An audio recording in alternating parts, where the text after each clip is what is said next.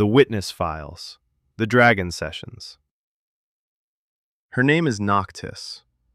I say her, not because she has gender, but because the voice she uses sounds like care. Like the voice of someone who has been watching out for you for a very long time. NOCTIS is the dragon of self-denial, but that phrase is too clinical for what she actually does. She does not deny you things. She buries them. Carefully. With love.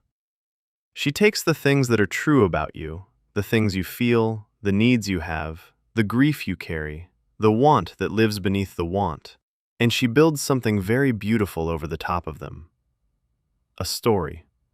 A story about how you are fine. A story about how you have processed this, about how it was a long time ago, about how other people have it worse, about how talking about it would not change anything anyway. NOCTIS is the most articulate dragon. She has the most compelling arguments. Because her arguments are built from the truth of your pain, just aimed in the wrong direction. Understand what NOCTIS is protecting. There was a moment, you may remember it, you may not, when you showed something true about yourself and it was not safe. Not safe in the way that damages a person. Not necessarily a catastrophe. Just not received. You were honest, and the honesty landed somewhere it was not welcomed. Or you were vulnerable, and the vulnerability was met with something other than care. Or you felt something strongly, and the feeling was too much for the room you were in. NOCTIS was there. And NOCTIS learned something that day. She learned that the surface is safer than what lives beneath it. And she has been keeping you on the surface ever since. The cost of NOCTIS is particular. It is not obvious. Because on the surface, everything appears to be working. You are functional. You are capable. You are, by most measures, doing well. And you are exhausted. Not from doing too much, from holding too much in a place where it cannot move. The things that NOCTIS has buried do not disappear. They press upward.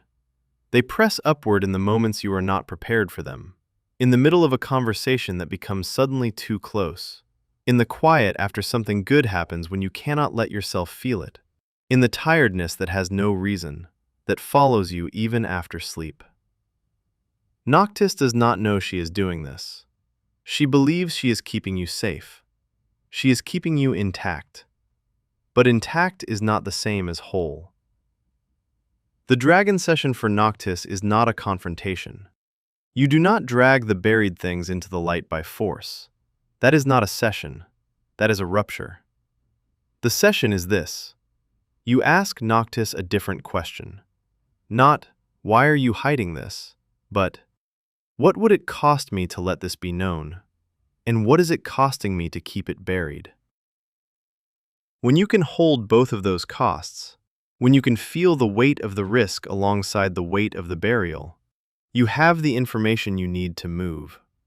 Not dramatically, not all at once.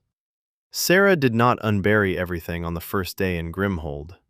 She unburied one true thing.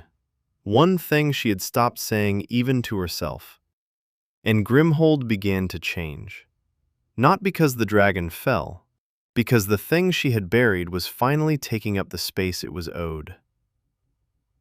NOCTIS does not leave. She becomes quieter. The burial instinct does not disappear, but you begin to recognize it before it completes. And sometimes, you choose differently.